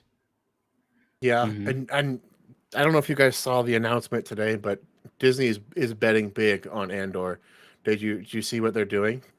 No, I did not see the announcement. That they're putting it on Hulu? ABC Network, FX, Freeform, and Hulu will air the first 2 episodes of Andor starting 11/23. Big networks. You can watch this show without having Disney Plus, at least the start of it. That's like huge to be putting that out there onto these other platforms. How many people have Hulu? Well, everybody's got Hulu, right? So And if you don't even have that, you have just basic television. Yeah, It's gonna the it's gonna local on channels, ABC pretty network. much It's gonna everyone be on a has that. local. It's gonna Yeah. be a premier local channel. Like I think they're Yeah. making a They're mistake betting by not big adding to- a third episode though. If they're gonna yeah, do maybe. the first two, I feel like the third one is what gives you the hook. That's Yeah. true. That is true. But I still think it's a pretty big bet Yeah. to put that Mhm. to really, because I feel like people. I mean, I don't think the audience numbers are low on this show, but I think they're really wanting to hit higher, and people who maybe aren't the biggest Star Wars fans, they're hearing the Star Wars fans rave about this. Like remember with Infinity War, and what was the one that came after that? Endgame. Endgame. All the nerds were like, I would say nerds, we're nerds too, but all of us nerds were like, the big comic book nerds were like, this is really good. And that gets the average person to think, oh well, if they think it's good, it's probably good. And us mega Star Wars fans who potentially were complaining about other Star Wars, but are saying that this Star Wars is amazing and everybody needs to watch this. This is just a good show, period, whether you're a Star Wars fan or not. Yeah. Could potentially be bringing in those more people, which is just awesome, because the more success we get from shows like this, the more shows we could get like this. Yep. I agree. And because it kind of goes, it almost goes away from what Star Wars usually is, because we've always talked about how Star Wars is for kids, and like, I don't know if I think I sent you guys the meme, but like, what's the age group for Star Wars? And George Lucas, never more than 12. But I think Star Wars is expanding, and it's like the lessons in Star Wars you can still learn as an adult, and so you can have some of these shows that are a little more adult that we're seeing out of Andor. And I think it's connecting more people our age, because again, it's the people who are our age that maybe complain about Star Wars and they go, oh, the new stuff ruined my childhood because that's not my Star Wars. And it's like, okay, but you can never replace the ones you saw as a kid. Just those ones stick with you differently. It doesn't matter what your age is. And so this show especially is more again, I think, targeting people our age that grew up with the prequels, but we're in our 30s now. Speak for yourself. So wow, you're old, Tyler. Says the guy with 2 kids. Yeah.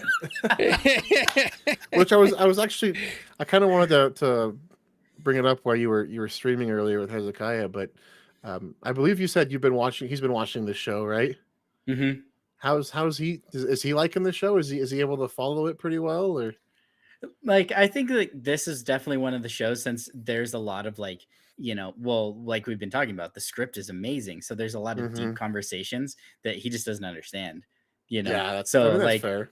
Yeah, so like, I would say he like kind of pays attention. He'll like watch like while he's like playing Switch at the same time. It's definitely not like, like then here's a TIE fighter screech. It was, oh, that was cool.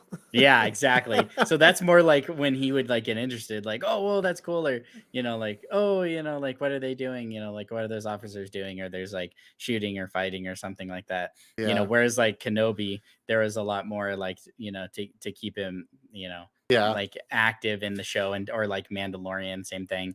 There's either like Grogu, or there's always the Mandalorian on screen or something like that. Like he's like more engaged with those shows, just because of his age. But yeah, I think that's the thing about this, is a lot of the stuff that is dark, that is like, kind of like for an older audience, I guess you could say, like, is also like over the head of my kids at this time. So like, I don't feel bad with them watching it, because there hasn't been anything that they would look and be like, that's bad, But they're not even Star Wars age though. They're not even 12 yet. I was just think about Hezekiah when he's in that age of like 12 to 10 to 15, in that age, how much Star Wars content he's gonna have. Like, we would have gone crazy as kids. Could you imagine? We had 6 episodes, and the start of the Clone Wars was what we had. I'd be for- like for way television. bigger of a nerd. right? So we had all this stuff like when I was like 12. I can I kind of could totally relate. see him. I could see him loving this episode, loving the person, like, oh, this is so awesome. And then we get to the scene with Luthen talking, and he's sitting there on his Switch. Yep, exactly. And we're sitting there like how We're all like- important that entire line is. And he's like, this doesn't matter to me. Yeah. The But I fun can the fun relate. prison breaks over. I can relate to that because as a kid, The Empire Strikes Back was probably my least favorite because I thought there was like that boring middle part where Luke and Yoda are just talking. And Or and Lando now- and Leia just talking. yeah, Lando and now Han and Leia. and now it's like that's the best one because of all that extra Mhm. emphasis put on those moments. Mm-hmm. But I can totally relate because when I was a kid, I wanted to watch 6 because I wanted to watch the speeders and the speeders. space battle and and the bikes, the speeder bikes Mhm. in Andor. yeah. If you going watched through, 5, it was just to watch the battle on Hoth. yeah, Yeah. and then you fast forward till Vader and Luke. Yeah. Mm-hmm. Yeah. But so I can relate to not necessarily understanding, but when you have that basis of, we kind of talked about it, of the fights, and you get basically all these lessons are layered into laser battles and space battles, and so George was smart to be like, okay, maybe your people's attention span isn't quite as enough to pay attention to just saying these lessons, but when we soup them up with space battles and lightsaber fights and everything, and you start to learn more, and you realize, because a lot of the times people were first attracted to the lightsaber battles or the space battles, or the fact that there's cool ships and all this weird technology and talking droids, but then you start to learn the lessons. And this is why this show fits so well with George, because his first 3 projects were about fighting the man, fighting oppression. Well, that's exactly what THX 1138 is.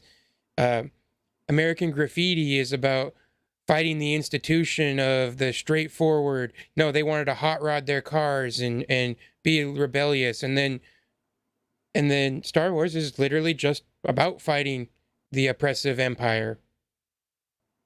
And so that's why the show fits so well within it. And then these last 3 episodes were literally the prison was somewhat based on THX 1138, and so you see the influences there. And so again, and it just more Star Wars for, I think it's nice to see something that's maybe a little bit more for our age than some of the other stuff. But we all love it all and can enjoy it. But I think a casual fan is a little bit more intrigued by what we're seeing here. Mm-hmm. Yeah, I agree. I think, this show in general is one of those ones that, I know like big Star Wars fans that aren't super into this show, right? So like I feel like you were saying, there's also people that don't like Star Wars at all and love it because it's giving you so much, and I think if you can like take a step back, from it saying, that it's a Star Wars show, if you just look at it as like what we've been talking about, it gives you so many things. And I was going to say, because I was like, one thing that's missing is like kind of like a love story, like for people who are into that sort of thing, right? It's like missing it because like Bix and Tim died. So then now you don't really have that anymore. It's kind of like a heartbreak story. And then we obviously know, like the way that like Cassian is right now, we're probably not going to really see anything. Maybe we might see some with Bix later, but for right now, it's not really part of the show or anything like that. There's not really like any like hardcore stuff like that, except now there may be with Cyril and Tidra. So Yeah. I didn't even think that. You guys just told me that for the first time. So now we got That's a little cringe. We got a little love interest going on. So we'll see. I think it's only one way. Hey, if he's persistent enough, like you never know. Sometimes, people like that persistence. Like, oh man, he keeps coming around. the talk about Mon Mothma's daughter and the gangster's son, and then and she goes, What about me makes you think I care about these old traditions?" And so, you think about it, the relationship with her husband is not good, right? No. They don't really seem to care for each other that much. So maybe that's how their relationship. Maybe they were, betrothed to No, each other. It it wasn't seems like that way. Yeah, and I'm and pretty and sure. obviously, with her feelings about him, why she wouldn't want to force that onto her own daughter, you know? So there's your the love relationship is Mon Mothma and her husband, and that's not a very good relationship. Yeah. And yeah, because like she even said that one line was really good too, when they were like eating the little worms or whatever in the drink, and she said no, and he said, what? Mhm. Like, You used to be fun. Yeah. And then she used to like something along the lines of like, or did she something like you used to like it or something? And then she said, I was just better at hiding Oh it. yeah.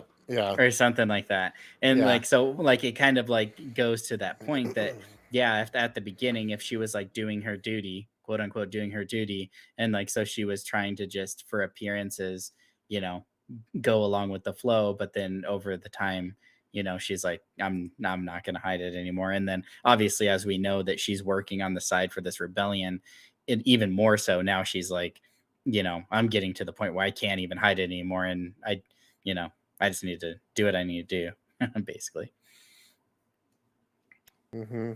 Yeah, this has been a fun ride, and we're getting to the end of the roller coaster, and we only have 2 more episodes left. When it's over. I know, and or like what Luthen said, or it's either going to be the end or the beginning. Yeah. So, but I heard this reports show's had that great lines to end on in those middle episodes of the arcs. It's like just they give these epic lines, and you just can't wait for the next episode.